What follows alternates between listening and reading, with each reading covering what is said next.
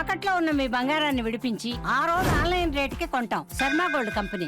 నమస్తే, welcome to Suman TV. నేను పద్మిని. ప్రస్తుతంతో పాటు ప్రముఖ ఆధ్యాత్మికవేత్త, వాస్తు జ్యోతిష పండితులు కేఎస్ఆర్ గారు మనతో పాటు ఉన్నారు. మాట్లాడదాం సార్. నమస్తే సార్. నమస్తే అమ్మా. సార్, పుణ్యక్షేత్రాల సందర్శన చాలా చాలా అద్భుతమైనటువంటి ఫలితాలను ఇస్తూ ఉంటుంది. అనుభూతులు కూడా ఇస్తుంది. ఖచ్చితంగా జీవితాంతం గుర్తుపెట్టుకునేటటువంటి అనుభూతుల్ని ఖచ్చితంగా ఇస్తుంది. ఇస్తుంది. తిరుమల లాంటి క్షేత్రం అయితే చెప్పనే అక్కర్లేదు అవును. కదా. అయితే కొంతమంది మాత్రం వెళ్ళాలనుకుంటున్నామండి ఈ క్షేత్రానికి, కానీ ఏదో ఒక అడ్డంకి వస్తోంది. ప్రత్యేకంగా చెప్పేవాళ్ళంటే నేను నాకు వచ్చినటువంటి కాల్స్ రీత్యా చెప్తున్నది ఏంటి అంటే, దత్తాత్రేయుడికి సంబంధించి ఈ గానుగాపురం లాంటి క్షేత్రాలకి వెళ్ళాలనుకుంటున్నాం, ఇంకా బయలుదేరే క్షణం ముందు కూడా క్యాన్సిల్ అవుతున్నాయని చెప్తూ ఉన్నారు. ఎందువల్ల జరుగుతుంటుంది? దీనికి ఏమైనా ఆల్టర్నేటివ్ ఉంటుందా? పరిహారం ఉంటుందా? దీనికి కూడా ఉంటుందా? అన్నిటిగా ఉంటాయి. అంటే మనం ఏమంటాం, జ్యోతిష్యాన్ని కనుక పరిశోధన అంశంగా తీసుకుని నిత్య పరిశోధన చేసే వాళ్ళకి అన్ని విషయాలు కథలామలకంగానే జ్యోతిష్యం ఇవ్వటం అనేది ఉంటుంది. సమస్య ఉంటే సొల్యూషన్ ఖచ్చితంగా. అదేగా ఏదైనా ఇప్పుడు అవ్వచ్చు. సమస్య అనేది పలానా గ్రహం వల్ల వస్తుంది అంటే కనుక ఆయనకి సంబంధించిన నెంబర్ ఆఫ్ రెమెడీస్ ఉంటాయి. రైట్. సో ఆ రెమెడీస్ పట్టుకుని మనం ఏమంటాం, మునిగిపోతున్న వాడికి ఒక కర్ర దొరికినా చాలు కదా. సో దాన్ని అట్టుకుని బయటికి రావడానికి. Correct. సో అలా కంపల్సరీ ఉంటుంది. అంటే అసలు ఏదైనా సరే ఒక యాత్ర అనుకోండి, యాత్ర అంటే ప్రయాణం అనుకోండి. సో ఈ దగ్గర ప్రయాణాలు ఎప్పుడు కూడా మనకి జాతకం బట్టి మూడో ఇల్లు తెలుపుతుంది. దగ్గర ప్రయాణాలంటే అంటే దగ్గర ఇప్పుడు మీరు ఏదైనా పుణ్యక్షేత్రం ఉందనుకోండి, ఇప్పుడు మన హైదరాబాద్కి యాదగిరి గుట్ట అనుకోండి ఉదాహరణకి, దగ్గర, చాలా అది దగ్గర. చాలా దగ్గర. సో అలాంటి దగ్గర పుణ్యక్షేత్రాలు మీరు ఏదైనా సందర్శించేది ఉంటే అది మూడో ఇల్లు అనేది తెలుపుతుంది Hmm. జాతకరీత్యా. Hmm. మీరు బాగా దూర ప్రాంతాలకు వెళ్తారు, ఎక్కడో కాశీ అనుకోండి, అరుణాచలం అనుకోండి, అరుణాచల, తిరుమల ఇలాంటివి ఏమైనా దూరానికి వెళ్తారు, అది తొమ్మిదో ఇల్లు అనేది చెప్తుంది. ఓకే. సో అందుకని అది ఈజీ. తర్వాత ఇక్కడ మూడోది, తర్వాత తొమ్మిదోది, వీళ్ళకి గురుడితో కేతువుతో సంబంధం ఎక్కువ ఉందనుకోండి, అంటే మీరు చేసే పుణ్యక్షేత్రాలే ఎక్కువ తిరుగుతారు. మీరు తిరగాలని మోజు పుట్టినప్పుడల్లా పుణ్యక్షేత్రాలకే తిరుగుతారు. అలా కాకుండా ఈ 3, 9కి ఏదైనా శుక్రుడితో కానీ కుజుడితో కానీ ఎక్కువగా సంబంధం అనుకోండి, అన్నీ ఏమంటాం, లగ్జరస్ ట్రిప్స్, హాలిడే ట్రిప్స్, విహారయాత్రలు. విహారయాత్రలు. సో అక్కడ కొంతవరకు మన మనోరంజకత్వం అనేది ఉంటుంది, ఇక్కడ భక్తి అనేది ఉంటుంది. Okay. కానీ మీరు చెప్పేది ఏదైనప్పటికీ కూడా జనరల్గా మనం తరచు ఇలా ఫెయిల్ అవుతున్నాము అంటే కనుక మీ జాతకంలో సాధారణంగా గురుడు బాగా లేనట్టు, తర్వాత కేతువు బాగా లేనట్టే. సో భక్తి సాధన అనేది సరిగ్గా సాగటం లేదు అంటే కనుక ఖచ్చితంగా, అంటే ఈ మూడో ఇంట్లో మనకి పాపులుగా వీళ్ళున్నా కూడా ఇబ్బంది ఉంటుంది. అంటే గురుడు పాపయి పాపస్థానంలో మూడో ఇంట్లో ఉన్నా మనకి వెళ్ళలేకపోవడం అనేది ఉంటుంది. అంటే భక్తి ఏర్పరుస్తున్నాడు గురుడు, కానీ ఆయన పాప అవ్వడంలో వెళ్ళనివ్వట్ల. సో అలా మనం అర్థం చేసుకోవాలి. సో అందుకని ఇక్కడ ఎప్పుడైనా సరే అలా వెళ్ళలేకపోతాము అంటే కనుక ఖచ్చితంగా గురుడు కేతువుతో సంబంధం లేకుండా మాత్రం మన అనుభవంలో చూస్తే ఖచ్చితంగా అవ్వదు. Right. సో అందుకని ఆ తీర్థయాత్రల్లో ఏవో రకమైన అవాంతరాలు వస్తూ ఉంటాయి. తర్వాత రెండోది, తీర్థయాత్రలకు వెళ్ళాలనుకున్నప్పుడు వెళ్ళలేకపోవటం అనేది ఒకటి, వెళ్ళాక కూడా నానా ఇబ్బందులు పడే వాళ్ళు ఉంటారు అక్కడ. సో చూస్తూ ఉంటాం కదా మనం, కొంతమంది అబ్బా నాకు చాలా తేలిగ్గా దర్శనం అయిపోయి బయటకు వచ్చేసాను అనుకుంటారు. కొంతమంది ఏదో రకంగా ఇబ్బందులు పడుతుంటాం, అక్కడ వాళ్ళ వస్తువులు పోగొట్టుకుంటూ ఉండటం, ఇలాంటివి కూడా మనం ఎన్నో చూస్తూ ఉంటాం. సో అందుకని ఖచ్చితంగా వీటన్నిటికీ కారకుడైతే కనుక గురుడు కానీ కేతువు కానీ అవటం అనేది ఎక్కువ శాతం అదే ఉంటుంది. కొన్ని రేర్ కాంబినేషన్స్లో కొన్ని మనం చెప్పలేం, కానీ బట్ ఓవరాల్గా అయితే వీళ్ళిద్దరే ఎక్కువగా మనం సూచించడం అనేది జరుగుతుంది. అయితే ఇలా వెళ్ళలేకపోతున్నప్పుడు, తరచు ఇదే రకమైన ఇబ్బంది వస్తున్నప్పుడు మరి ఎలాంటి పరిహారం పాటిస్తే వెళ్ళగలుగుతాము అనేది. సో ఖచ్చితంగా వామనుడు దీనికి బాగా ఆరాధనీయుడు. అంటే ఏదైనా సరే ఎవరికైతే ఇబ్బందులు వస్తున్నాయో, అంటే సమస్త భూమండలాన్ని కూడా ఆయన 3 కాళ్ళతో, అదే 2 కాళ్ళతో మొత్తం చుట్టి పెట్టినవాడు. సో ఆ 3 అడుగుల్లో మొత్తం మన్ని తిప్పినవాడు. సో అందుకని ఆయన కనుక అనుగ్రహం ఉంటే, అంటే గురుడికి ఈక్వల్ ఆయన వామనుడు అంటే ఎప్పుడు కూడా గురుడికి రిలవెంట్గా పూజించగలిగే గ్రహం.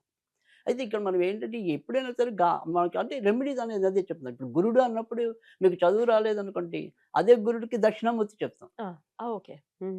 సో ఇట్లా పుణ్యక్షేత్రాలకి వామనుడిని చెప్తారు. వామనుడు చెప్తారు. వివాహానికి చెప్పాలంటే సో సార్ వివాహానికి చెప్పాల్సి వస్తే దత్తాత్రేయుడినే చెప్తాను. దత్తాత్రేయుడు. దత్తాత్రేయుడికి శనగలమాల వేయించిన రోజులు కూడా ఉంటాయి. పిల్లల కోసం కూడా గురువుకి చెప్తారా అప్పుడు? అంటే పిల్లలకి గురుడు కావాల్సి వస్తే ఏకంగా డైరెక్ట్ గా శివుడే కావాలి. శివుడు ఇలా ఉంటాయా? అలా మనం అందుకే నేను అంటున్నా, గ్రహం అనేది ఏంటి ఇబ్బంది పెడుతుంది అంటే గనక అక్కడ సొల్యూషన్ బట్టి ఇప్పుడు నేను రాహు సినిమాలకి సంబంధించిన వాడు అనుకుందాం. నేను సినిమా రంగంలో బాగా పైకి రావాలంటే ఇక్కడ రాహు నేను దుర్గాదేవిని పూజిస్తే నాకు పని అవ్వదు. ఉమ్. సో భువనేశ్వరిని పూజిస్తే పని అవుతుంది. సినిమాలకు సంబంధించి కాబట్టి. రాహు కాబట్టి. సో అలా మనం రాహు అనేది ఓకే, కానీ ఆ రాహుతో మీరు ఏం కావాలనుకుంటున్నారు అంటే ఎంబీబీఎస్కి అంటే మంచి వైద్య విద్యకు కూడా రాహువే. అవును, చెప్తుంటారుగా. సో మరి అదే వైద్యంలో ఉన్నప్పుడు రాహు సరిగ్గా లేరు అప్పుడు సరస్వతి, నీలా సరస్వతి. నీల సరస్వతి. ఓ.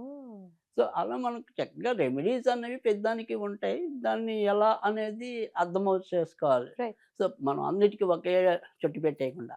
సో ఇక్కడ మీరు వామన్ని పూజిస్తే ఖచ్చితంగా చాలా మంచి జరగటం అనేది ఉంటుంది. దానికి ఏంటంటే తేలికైన మంత్రం కూడా ఎవరైతే ఇలా ఇబ్బందులు వస్తున్నాయి అనుకుంటున్నారో ఒక్క 40 రోజులు రోజుకి 21 సార్లు చదువు. 108 కూడా అవసరం లేదు. జస్ట్ 21 సార్లు ఏం చదువుకోవాలి అంటే కనుక ఓం హ్రీం శ్రీం సిద్ధగురు వామనాయ నమః. ఓం హ్రీం శ్రీం ఓం హ్రీం ఓం హ్రీం శ్రీం సిద్ధగురు సిద్ధగురు వామనాయ నమః. వామనాయ నమః. అంతే, తేలికే. అద్భుతం సార్. సో ఇది కనీసం ఒక 40 రోజులు చాలు. కనీసం కాదు, 40 రోజులు చేస్తే సరిపోతుంది. అంతకంటే తక్కువ అనుకుంటే 21 రోజులు. 21 రోజులు సో చేసుకో. 21 లేదా 40 రోజులు కనుక చదివి ఫలితం తర్వాత ఖచ్చితంగా. ఖచ్చితంగా ఫలితం ఉంటుంది.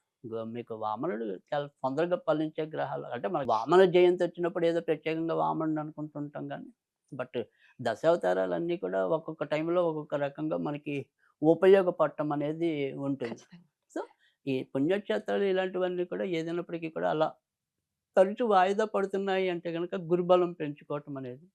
సో అందుకని ఏదైనా అవకాశం ఉన్నప్పుడు ఎప్పుడైతే ఇలా వెళ్ళలేకపోతుందో సరే ఇదొక రెమెడీ.